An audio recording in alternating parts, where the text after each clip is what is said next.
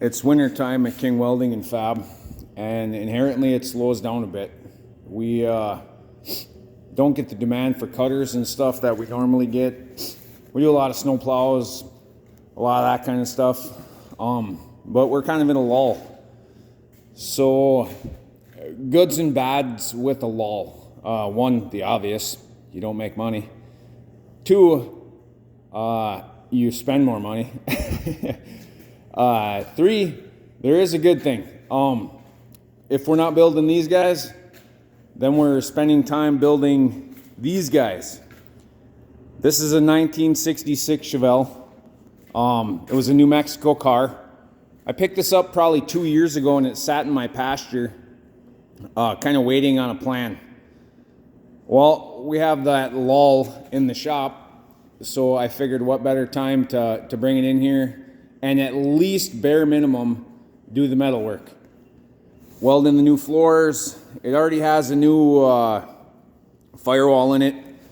But we gotta do floors, trunk pans, probably both quarters, probably both fenders, and fix some trim holes in the bottom of the doors on the rockers.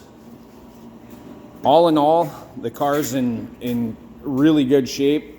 I went through the frame with a fine-tooth comb. There's no rust holes, there's no nothing. And basically, if you know me, I've been promising my wife a car to go to Dairy Queen with for like the last 10 years.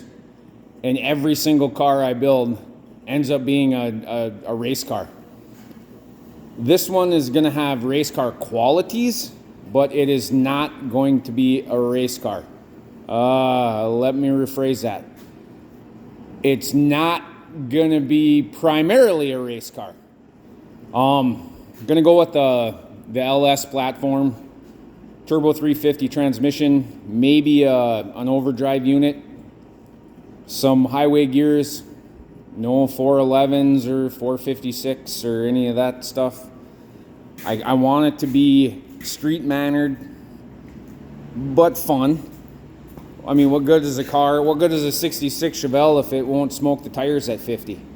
I mean, that's kind of ridiculous. Not only that, but there's a lot of Mustangs and Camaros that run around that would love to show me up, and that can't be had. Yeah, I'm really looking forward to this. So the two boys that I have working here, they're like me. They're into cars. Well, basically, they're into anything that I am. They're good kids. They're great. Especially, you know, Easton. Easton has come tenfold in his welding abilities. You know, there's a time in an old welder's life where he has to look at a young welder's weld and say, wow, that's better than me. I've been doing it for a long time. But with age, your eyes go, whatever. Excuses. He has just become a better welder than I am. Our other employee, great kid. 15 years old, 15 I think. Works here after school, and same exact thing. He came here and didn't know how to turn on a welder. And within a short amount of time, you know, with oversight, we have him starting to build the cutters. You know, he's working on his first one right now, which is a huge accomplishment. And when I told the boys that I was bringing a 66 Chevelle in here for us to restore, man, the smiles on their faces was definitely worth every penny this car is going to cost. I absolutely love cars. I love teaching kids a skill. This, you know, do we make a lot of money here? Nope. Do we need to? Nope. All we have to do is just keep them lights turned on, that heater working, and the bills paid.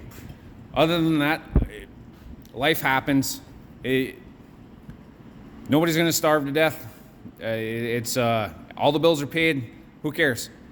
So to have two boys that are just as excited as me about building this car is phenomenal. And is phenomenal.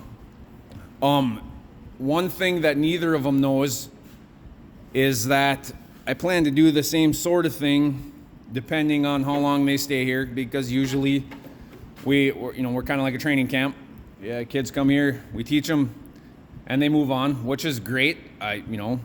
Awesome. I feel proud that I gave them an education that they can use other places and make more and whatever. But there is a little something up my sleeve, especially for the younger man. At 15, he probably has, a good solid 3, maybe 4 years of working in the shop here. And I think in that amount of time, we might be able to squeeze him in a muscle car. And nothing would make me happier than to see the kid's face when he gets the keys to something that we just rebuilt.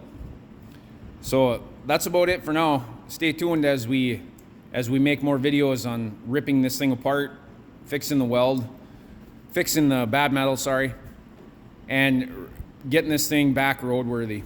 So as you watch these, you're gonna say to yourself, wow, he could have done this, or he could have done that, and he could have done this. You're right, I can. But 2 things. One, the most important thing to me is this car was in my horse pasture, sitting, getting worse. My goal is to get this on the road driving, insurable and safe, more than making this a factory correct 1966 Chevelle. If I wanted to do that, I would save my pennies and I'd probably just go buy one. I don't have the talent for that, and nor is that a direction I want to go. My goal for this car is to get this back on the road and at least one time bring my wife for ice cream.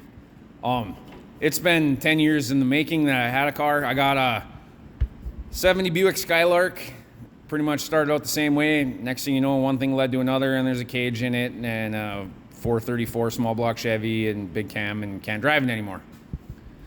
And then I got a Nova, and my Nova was awesome. That was gonna be my street car, and drag slicks and everything else later. No more street car. And then I got a newer Nova, and that one has a 496 big block Chevy, roll cage, and crazy fast. Probably gonna run 950s this year. This car, I don't care if it does a 14-second quarter mile. I just want to have fun in the car. So yeah, stay tuned as we chop, cut, rebuild to the best of our abilities on this 1966 Chevelle.